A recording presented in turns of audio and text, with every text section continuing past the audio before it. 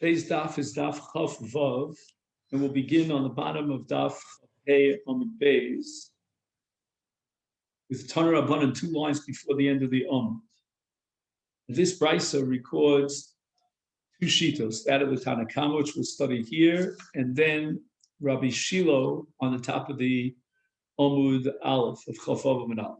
Chasam v'ashushvinon v'chol b'nei achupa Turim min atfilo v'chayovim b'kriyat shema.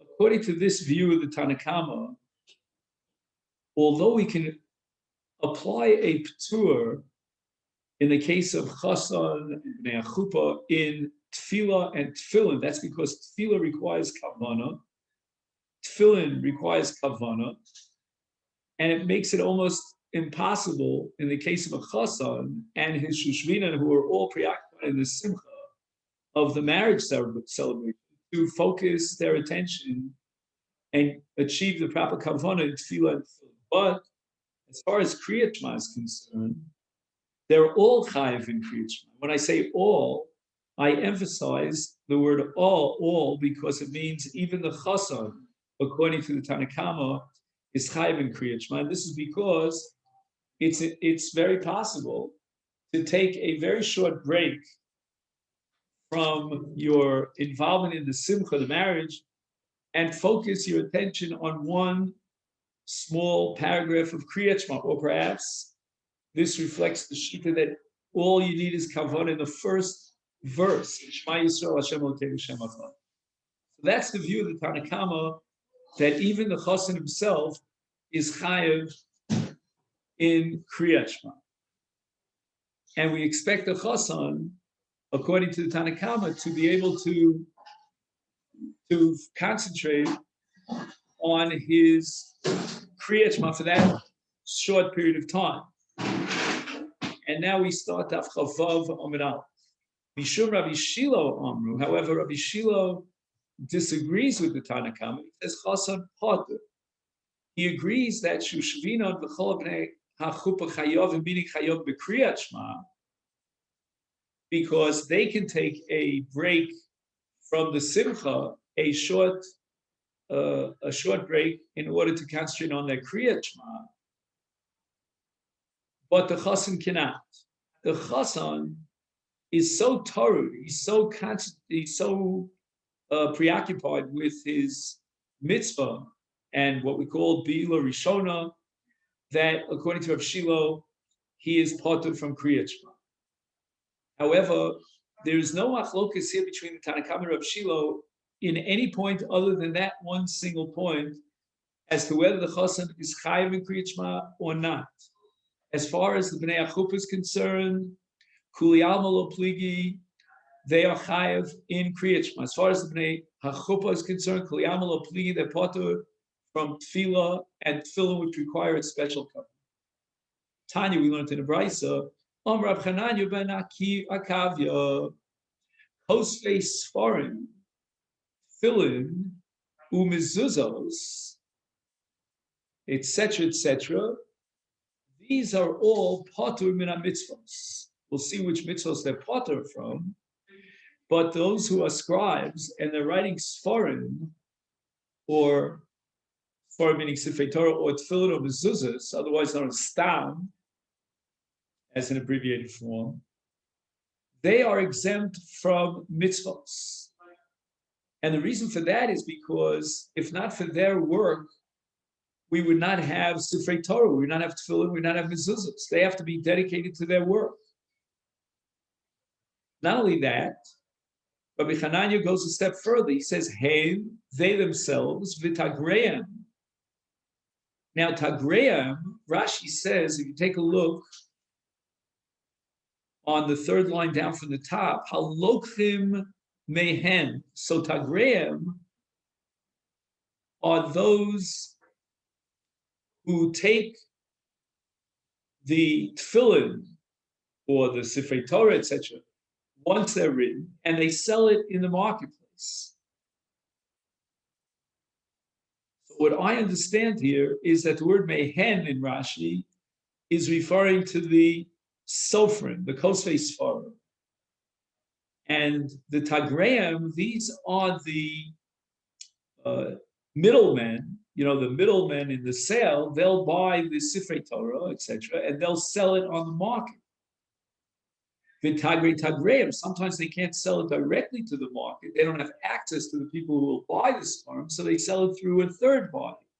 But all of these are necessary in order to orchestrate and guarantee that the people of Israel will be supplied with Sifrei Torah, etc.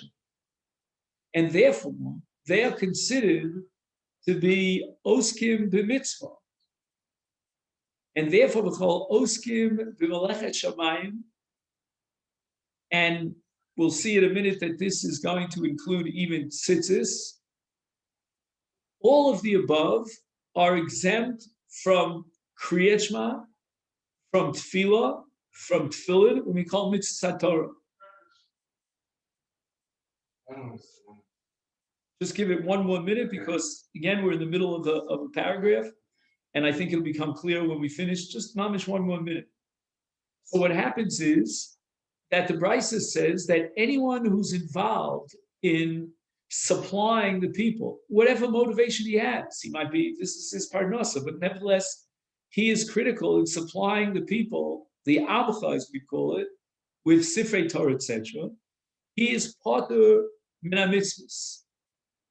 And it seems like this was a necessary halacha in order to guarantee that these people would do their job properly without any distraction, and they would be dedicated to this mitzvah of Molechet Shamayim. Why did the Brisa of Rabbi Hanania have to add the words Oskim b'Molechet Shamayim? That's Lasuyei Mochei Tchelos, those who are selling Tchelos for tzitzis. And here the commentaries add that there's a big chiddush, because in the cases of Sifrei Torah, Tefillin, and Mezuzah, we're talking about what's called an absolute unconditional chova. But in the case of tzitzis, it's not a chova in the absolute sense. If he has a beged and he wears a garment that has 4 corners, he's chayav in the midst of tzitzis. But nevertheless, since situations will arise in which the abcha, the members of the community, need tzitzis, in order to facilitate that this be done, then not only those who manufacture and create the tzitzis, but even those who are selling the tzitzis, they too are p'turim mikriyat shema min ha-tefillah min ha-tefillin umikol mitzvahs hamuras b'Torah. So the Gemara says, what is this based on? And the Gemara says, L'kayim divrei Rabbi Yossi HaGlili. Rabbi Yossi HaGlili says the following. Hoya Rabbi Yossi HaGlili Omer, ha'osek b'mitzvah, patur min ha-mitzvah. Meaning that anyone who's osek b'mitzvah, here you want to emphasize the word osek, not involved directly in the mitzvah, but he is facilitating a mitzvah. He is making it possible for a mitzvah to be done. That's what the word osek means, according to Rabbi Yossi. Rabbi Yossi expands the scope of a person who's involved in mitzvah A, he doesn't pick up mitzvah B, to apply even if mitzvah A is not the actual involvement in the mitzvah, we call it Maisa mitzvah, but rather that which is necessary for the Maisa mitzvah. So I was wondering, for example, if I sell Daled Minim, and that will guarantee that the people will be able to purchase and access Daled Minim for the mitzvah of V'lekachtem lachem. That would be another example. So we're not limited to these particular cases of stam and tzitzis. It would be anyone who is facilitating and making it possible for a religious hefta shel mitzvah, an article, to be accessible so that the mitzvah can be fulfilled. Well, I understand while the person writing Luther, writing film, writing Torah, what the film creates. But when it takes a break, you're not going to be writing 24 hours a day. Selling. Right. The Brisa. He never has to do a mitzvah because he writes mezuzahs? No, the Brisa is discussing the Osek b'mitzvah. Osek b'mitzvah means two things. Number one, it means that he is facilitating the fulfillment of the mitzvah. Number two, it means he's actually involved in the mitzvah. And yesterday, as we mentioned the name of the Ran, it's a yesod that'll repeat itself over and over again in the students that we're learning. The Ran says that osek b'mitzvah means that if he would involve himself in the second mitzvah, it would in some way impinge on his first mitzvah. So that if, for example, he has a certain number of hours where he has to supply stam, and those are the hours, let's say, up until noon, during the morning hours. So he can't take a break for tefillin and for tefillah and for kriyat shema. He has to be totally focused on his work. He's running around, trying to buy, trying to sell. Okay, so while he's osek in that mitzvah, then he's right. Right. Again, but again, just to clarify, what that means is that if he would involve himself in the second mitzvah, it would in some way undermine the completion and the perfection of his first mitzvah. We learned in the Brisa, now we're talking about Sukkah. And we're talking about people who travel during the day. Now, a person goes out on business. You might say, well, why is he going out on a business trip? He has a mitzvah of Sukkah. And it's going to be very difficult for him on the road to get access to his Sukkah. But the answer is, and this is a principle that we'll learn about over and over again, Teshu came to Aduru. Meaning, even if he was living in his house, he would take trips during the day for business purposes. That's where he sells and buys. And the same thing applies to a sukkah. If he has to go out of the sukkah in order to do business, he's permitted to do so. However, P'turim min hasukkah bayom. The Brisa is setting up two halachic time periods. One is day and one is night. And you have to define your business occupation. Are you a day worker or a night worker? Here, for example, in Israel, a lot of people work at night, especially those who are working overseas, if you know what I mean, over the internet and so forth. So you have a day worker and he's free at night. At night, he'll live in his sukkah the same way he would live in his house, even if he was a businessman. If, on the other hand, he's a night worker, then at night he's out there selling, buying, in transportation, in transit. He would not be living in his house, but during the day, he would go back to his house. He's not doing business, and then he's chayav in the mitzvah of sukkah.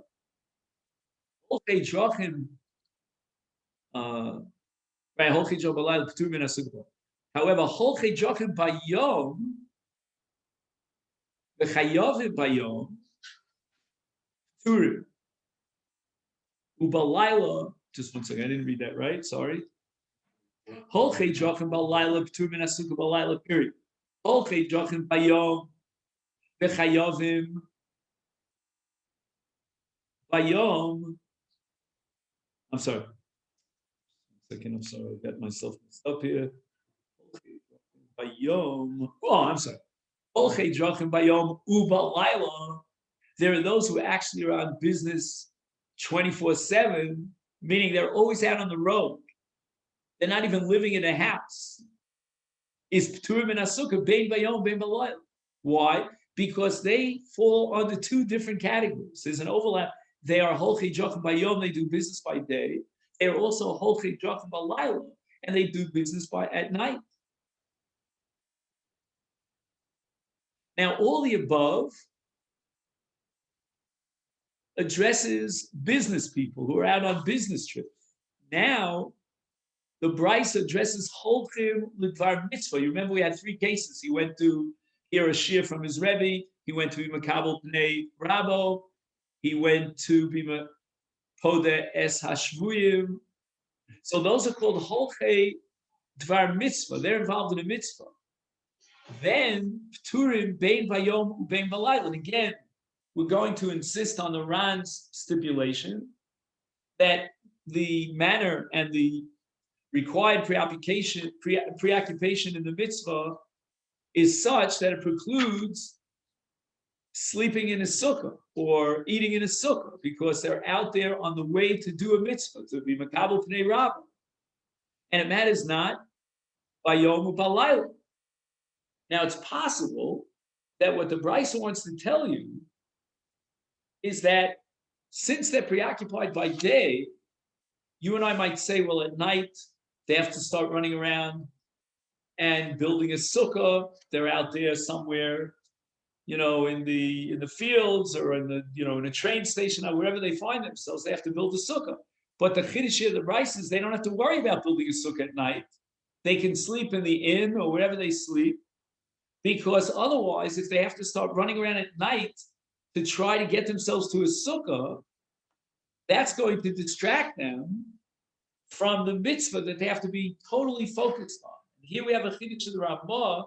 The Ramah paskins in Orach Chaim, in Shulchan Aruch, that they don't have to search for a sukkah at night.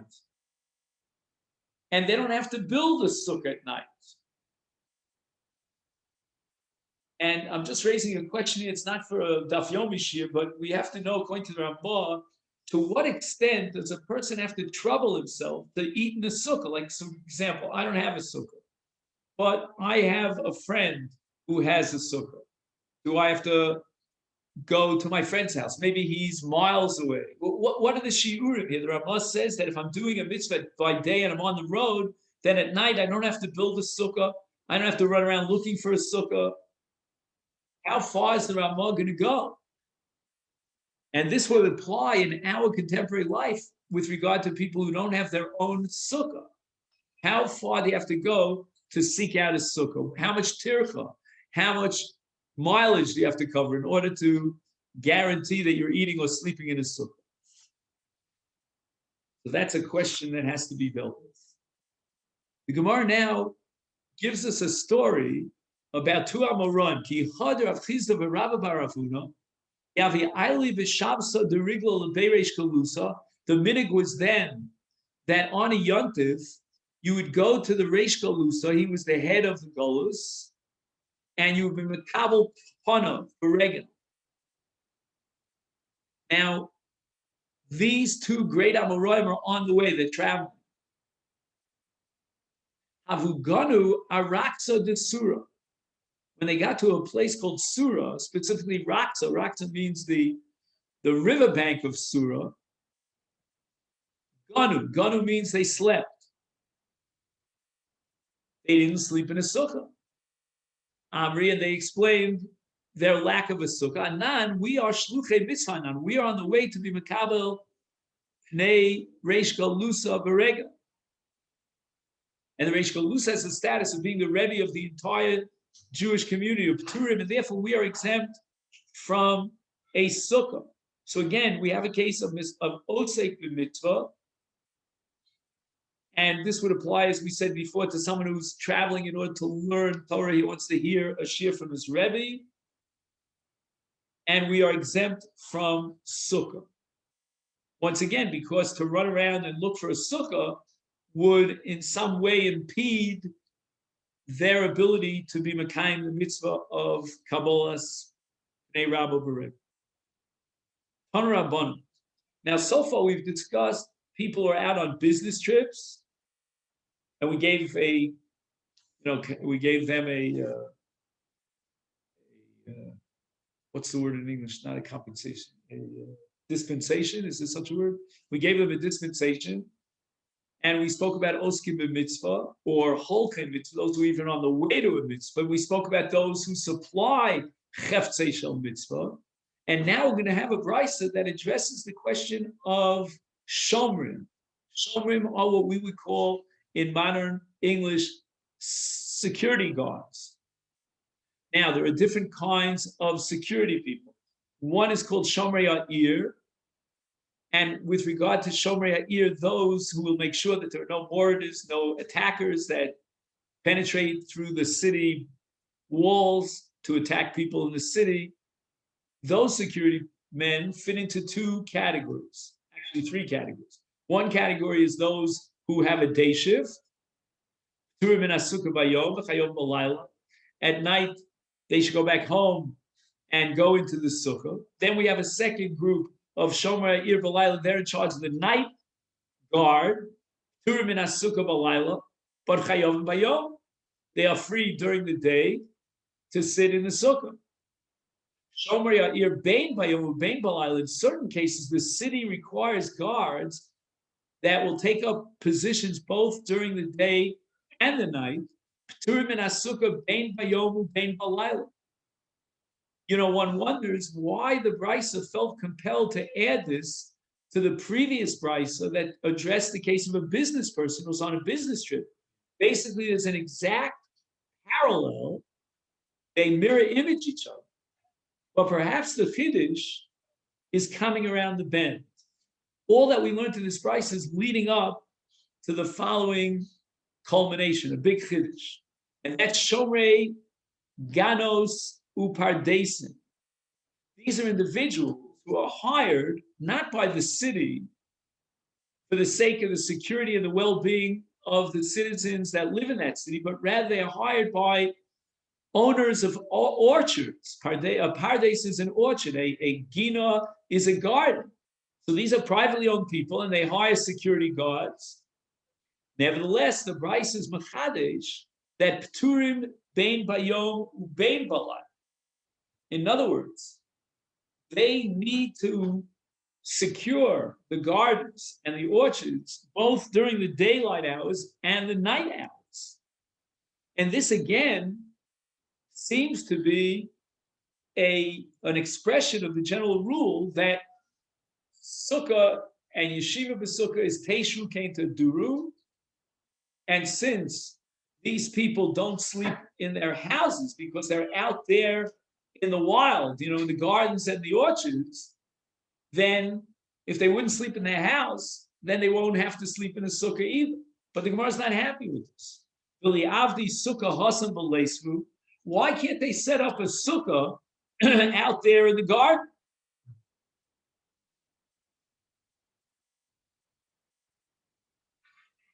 So I understand if your occupation makes it impossible for you to set up a sukkah or to get access to the sukkah, then I understand you're part of the sukkah. But here, your occupation does not seem to preclude the possibility of sleeping in a sukkah. Set up a sukkah outside in the fields.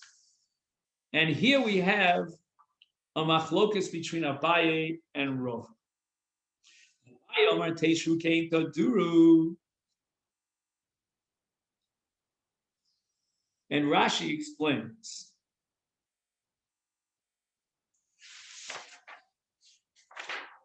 Second. Rashi says, Dibra Maschil Shomrei Ginos Upardesim. It's approximately 15 lines down from the top of the Omur. Rashi says, Ke'en Taduru. Yiderach Shudar Kol Hashonim Bebeso. His kikaso Torah laniach dirosov ladar kan b'sukkah, but in mitosov uklei tashmisho umatzaoso. Rashi says that Teshu Kein Taduru, it doesn't mean that you have to take your television. Today they have those big, what do they call those TVs? Plasma? Yeah, that you don't have to take that into your sukkah for luxury. I don't know if you have to take the strongest, most perfect, air conditioning system.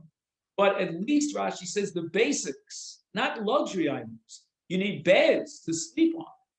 You need certain utensils to eat with. And matzah also means you need a mattress to put on top of your bed frame. And Rashi says, V'zeh, and these security guards who are protecting the gardens and the orchards, Eino yachal lahaviam sham mibnei Torah. You're asking him too much of a tircha to furnish a sukkah with all these basic necessities.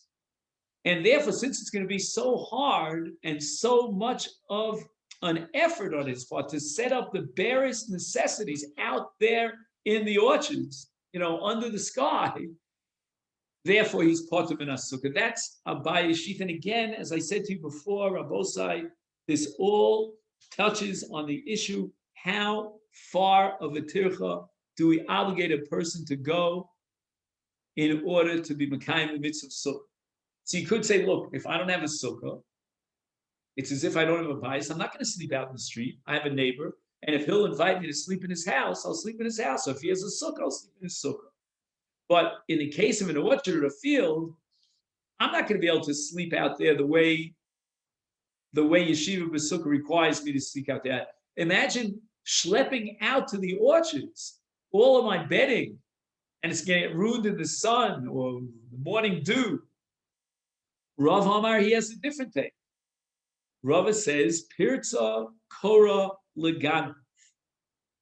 This is an idiomatic phrase, which means that if you have a wall which is supposed to keep out the Ganovin, once there's a breach in the wall, the Ganovin noticed that breach, and you've let down your guard.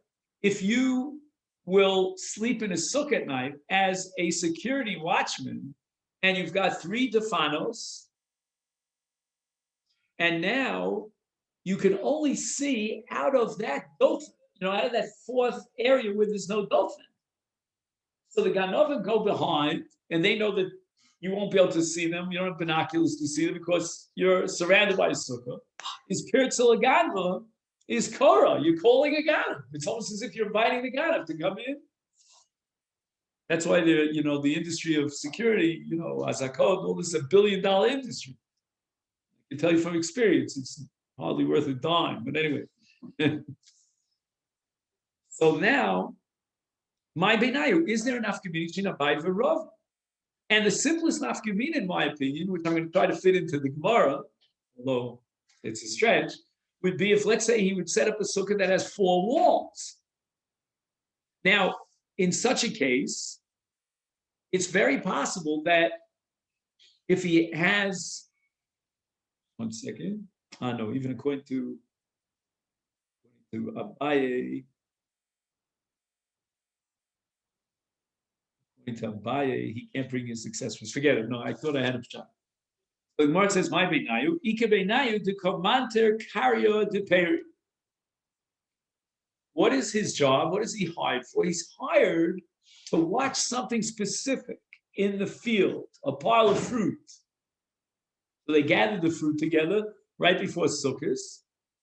Imagine he's got a whole heap of camellas, and he's being hired to watch the pamelas. So he sets up his sukkah in such a way that he can continuously have surveillance over the pile of fruit. So according to Rava, in such a case, there's no pirza kora leganav, and if he's chayav in sukkah, according to Abaye, he still is not going to schlep all his bedding out to the orchard. And therefore he's potem in a sukkah. Now the Mishnah says, cholim umisham shehem, right? Those who are ill and those who are tending to the ill are potem in a sukkah. So it's either a Filipino who was misgayer or it was a Jewish attendant. We learned in the Brisa, even if we're talking about a person who is somewhat ill, but he's not deathly ill, he's not dangerously ill, because then he's potem from all the mitzvahs. Afilu chosh be'edav, he has an eye attack. Afilu chosh be'rosho, he has a migraine, a headache or so. He's potem in a sukkah, and even his mishamshim are potem in a sukkah.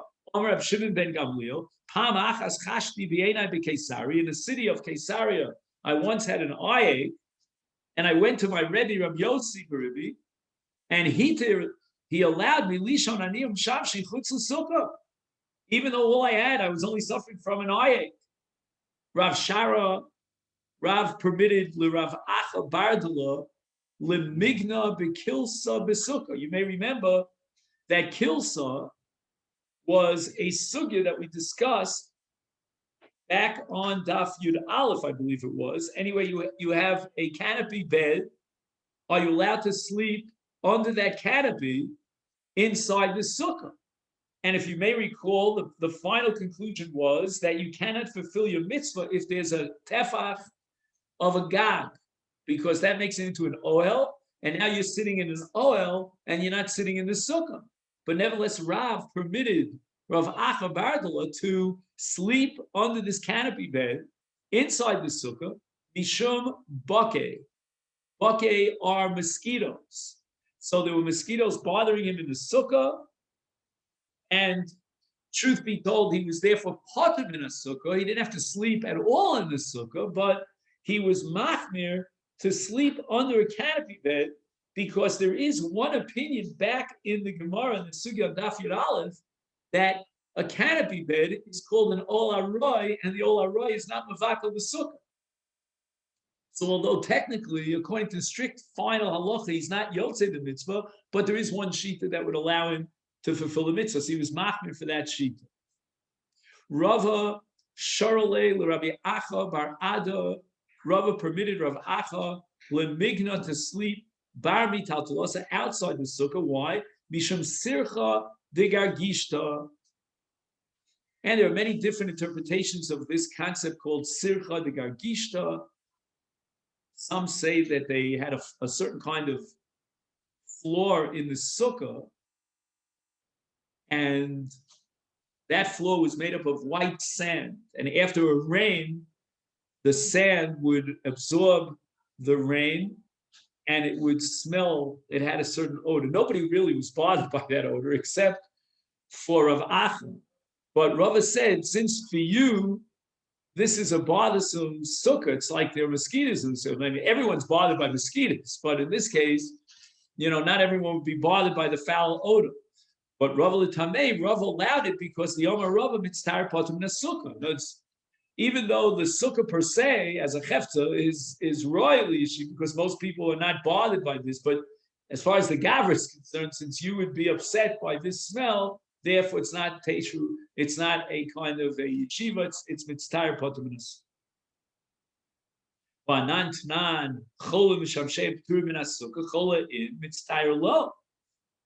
The Mishnah only exempts a chol. It doesn't say anything about someone who is distressed. He doesn't like the smell. It bothers him, it offends him. Amri, the Gemara answers to defend Rava. Chole hu mishamsha p'tur. The Mishnah wants to tell us that in a certain category, the p'tur applies not only to those who are strictly in that category, even to those who assist him, and that's chole. But mitztayer, he's not a chole. Hu patur. That's Rava's opinion, but Mishamshim lo.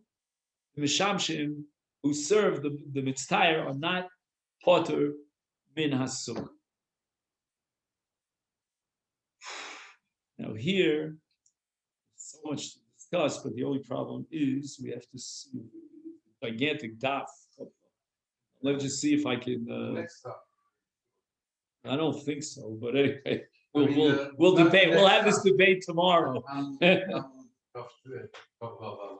Also, it's very long. I'm telling you, mentally, you got to believe me. It's really, really complicated. But in any event, let me just mention the following. It's not clear what the status of the Mishamshei HaMitztayer are. Again, Mishamshei HaMitztayer. Again, if you're not following the next 2 minutes, please don't ask me any questions because it's really, really complicated. It's not for Daf Yomi, but for my purpose, I got to get it off my chest. There's machlokas between the Levush, who lived 5 centuries ago, and if we fast forward the Aruch LaNer Ettlinger, who lived about 2 centuries ago, about the status of Mishamshim. Let's talk about Mishamshei Cholet. The Levush understood that the Mishamshim of a Chola are patur from Sukkah because of the mitzvah of Chesed. Osik the mitzvah patur. So with a great Chesed, they're attending to a Chola. Whereas the Aruch LaNer understood that no. The Chola is patur and the attendant of the Chola is patur. They're both patur for the exact same reason. And that is because a Chola would not want to remain in a Sukkah when he could be more comfortable in a house. And therefore, it's not Teshuvah Kain Tadur. And now, since the attendant wants to take care of the Chola, and the Chola is not sitting in the Sukkah, he, by definition, has to eat together with the Chola outside the Sukkah. And perhaps the Nafkamina, this is what I thought, between the Levush and the Aruch LaNer, would be in our case of Mishamshei Mitztayer. If you're in distress and I can help you and tend to you, let's say, for example, you need a massage, right? Because your feet are killing you. So that's chesed. I don't think that's any less than chesed than a Mishamshei Cholet if you're in distress, if you're in anguish. But on the other hand, there is no separate category called Mishamshei Mitztayer, meaning it's not it may be a kiyum of chesed, and then we could apply the levushis principle of also coming to part of the mitzvah, but it's not like misham sheichol, because generally speaking, a person who has to leave the sukkah because he's in some sort of distress from a foul odor or mosquitoes, or perhaps he has, a headache, has an eye ache. No, that's not a good example. Sorry, scratch that, because that's already a chola. But I'm talking about someone who, he feels uncomfortable in this sukkah, like because of the foul odor here, in this case of Rabbi Acha. In such case, he doesn't necessarily bring his assistants with him. And therefore, according to the Aruch LaNer, we don't have that expansion halacha, that cholim u'mishamsheim, that doesn't apply to mitzvah u'mishamsheim. Okay, let's go on. The Mishnah tells us that you're allowed to eat a temporary kind of meal. We'll call it a snack outside the sukkah, because just like if you were in your house, you would eat a snack on the road, you wouldn't necessarily go back into your house. But what constitutes an achilus haroy that you're permitted to eat outside the sukkah? And here we have machlokes between Rav Yosef and Abai.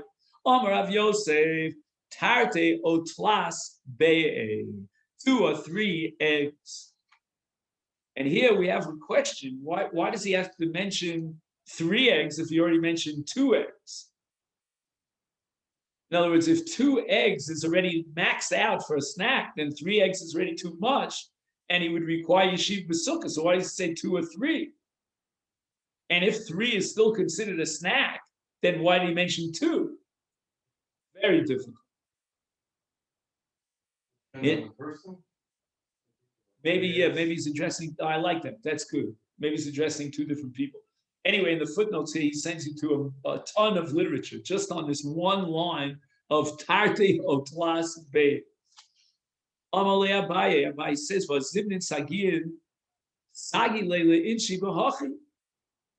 He says, in truth, it's very common for a person to be perfectly satisfied by eating 2 or 3 beitzim.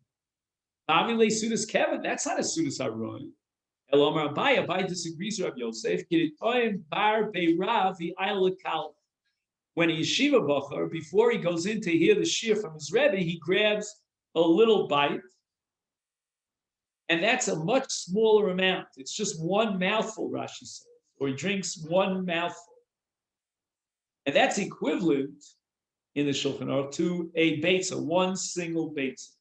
So 1 single beitza is going to be the max out, according to Abaye, of a snack that you're allowed to eat outside the sukkah. Don Rabbanu, we learned in the Brisa, Ochlin achilas haroy chutz l'sukkah, but v'ein yoshvim, v'ein yeshenim shinas haroy chutz, you're not allowed to take a nap outside the sukkah. My timer, the Gemara wants to know why.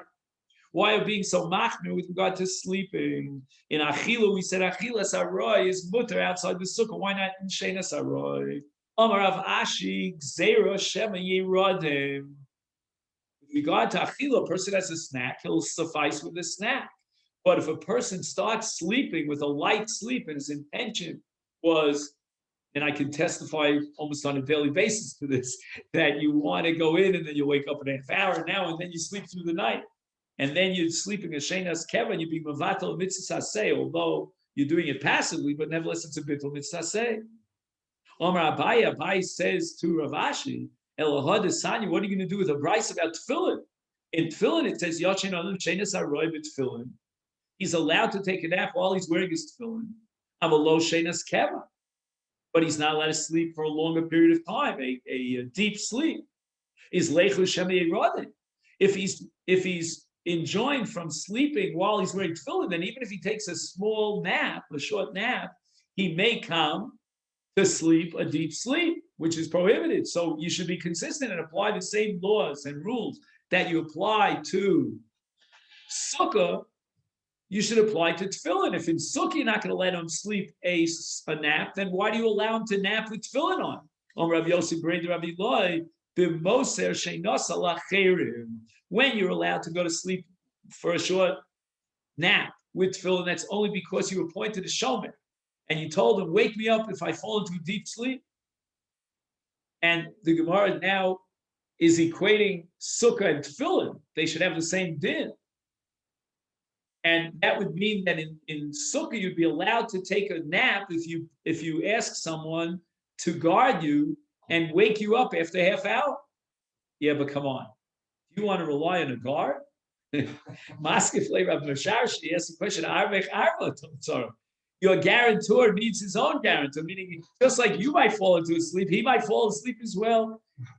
Now, again, the Mefarshim have a lot of problem with this Maskef Rav Masharshi because, okay, so Rav Yosef holds that you can rely on someone, but Rav Shasha thinks it's out of the question.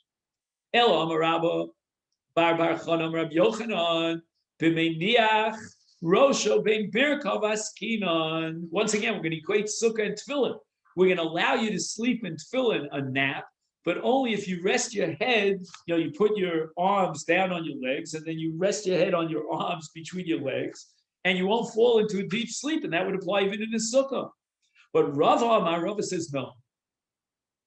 We have to find a more fundamental difference between Sukkah and Tefillin. Ein keva l'sheina. There's no difference between a nap and a full sleep. This is what I call a power nap. And they're all the same. And here we have to differentiate between Sukkah and Tefillin. In the case of Sukkah, any sleep that's called sleep is a bittul esay the mitzvah of Tefillin. But in the case of Tefillin, the prohibition is not sleeping in Tefillin, but rather the prohibition is that he might shemiyafiach man, right? He might pass gas, and that would be a bittul of kedushas tefillin. And if he takes precautions to make sure that he won't fall into a deep sleep, then there's no prohibition. So it's not that sleeping in tefillin per se is prohibited. Sleeping in tefillin is not a problem, other than the fact that it might lead to a situation where he desecrates the kedushas tefillin. So if he sleeps, and we could pretty much be sure that he sleeps only a nap, he will not come to this state of shemiyafiyah. Isn't there a thing about having das?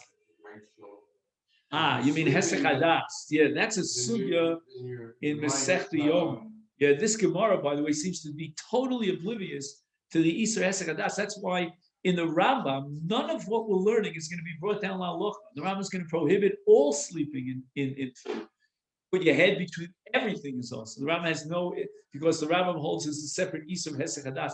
Tefillin is like that sits on the Kohen Gadol, there's an Isur Hesech Hadas. But our sugya doesn't reflect that sugya in Yuma on Daf Ches of Hesech Hadas. Funny, Chada, we have one brayso that says, Yashin on b'tefillin shenis haroy, avalo shenis keva. Tanya, either another brayso says, Bein keva, bein haroy, that you're allowed to sleep even at keva. And Tanya, either lo keva, lo haroy, you're not even allowed to sleep a nap in tefillin. Lo kash. One case, that's the last case in the brayso that says lo keva v'lo haroy, is a case of nokit le biyade. He's actually holding his tefillin in his hand. We're afraid that if he dozes off, he may drop the tefillin. Now, in the first brayso, we made a difference between shenas keva and shenas haroy. That's because he's wearing his tefillin on his head. And if he can guarantee that he won't fall into a shenas keva, we're not afraid of shemiyafiach by him, and if he's allowed to. But the middle brayso that prohibits in all cases the middle brayso. Second Tanya Idoch. What's the Bein Keva? That he's allowed to even what? He's allowed to even sleep a full sleep. The Paris Sudra Iluyik. He takes his tefillin off his head and his hand, and he covers his tefillin with a cloth. Take a look at Rashi. Rashi says 4 lines before the end of the Amud, he's going to sleep, he puts his tefillin next to his head, and it doesn't matter what he's sleeping. Lo nitna Torah lo malachi asharetz. The Torah wasn't given to angels, so we can't expect him that he won't go to sleep. So and he's out there, and wherever he is, he's got to put his tefillin somewhere, so he puts it on the side. And that's permitted. The kama shenas haroy. is considered a nap.